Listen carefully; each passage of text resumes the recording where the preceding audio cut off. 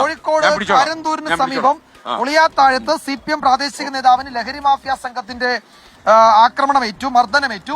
അത് CPM local committee അംഗം ഏറങ്ങാട്ട് വീട്ടിൽ സദാനന്ദനെയാണ് ഈ സംഘം മർദ്ദിച്ചത്.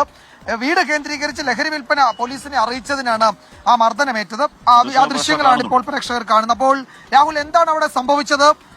വലിയ ലഹരി വിൽപ്പന കേന്ദ്രമായിരുന്നോ? അതാണോ അദ്ദേഹം പോലീസിനെ വിളിച്ചറിയിച്ചത്?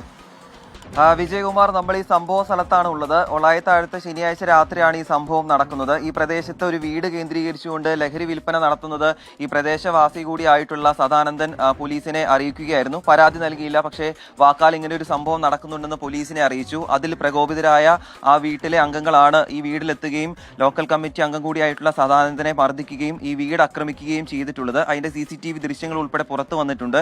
ഇപ്പോൾ നമ്മൾ ഈ ദൃശ്യങ്ങളിൽ കാണുന്നത് ഈ വീടിന്റെ ചില്ല് ഉൾപ്പെടെ തകർത്ത അതിന്റെ ദൃശ്യങ്ങൾ കൂടിയാണ്. ഇവിടെ ലഹരി കേന്ദ്രമായിട്ട് ഈ വീട് ഒരു ഹബ്ബാണ് എന്നുള്ള ഈ നാട്ടുകാർക്കൊക്കെ അറിയാം. എന്നാലും ഇതുവരെ പോലീസിലാരും പരാതി നൽകിയിട്ടില്ല. ഞാൻ ഈ ആളുകൾ ഇങ്ങനെ പോലീസ് വന്ന് ഇടയ്ക്ക് റെയ്ഡ് ചെയ്യുന്നത് ഇവിടെ ഞാൻ കൊടുത്ത പരാതിൻ്റെ അടിസ്ഥാനത്തിലാണെന്നും പറഞ്ഞ് മെന്നാന്ന് ഞാൻ പാർട്ടി ഓഫീസ് പൂട്ടി വരുന്നേരം എന്നെ ബൈക്കിൽ വെച്ച് തടഞ്ഞു നിർത്തി എന്നെ ആക്രമിക്കുകയാണ് ഉണ്ടായത്. അന്ന് തന്നെ പോലീസിൽ അത് കംപ്ലൈൻറ്റ് കൊടുക്കുകയും പോലീസിൽ പരാതിപ്പെടുകയും ഒക്കെ ചെയ്തിട്ടുണ്ട്.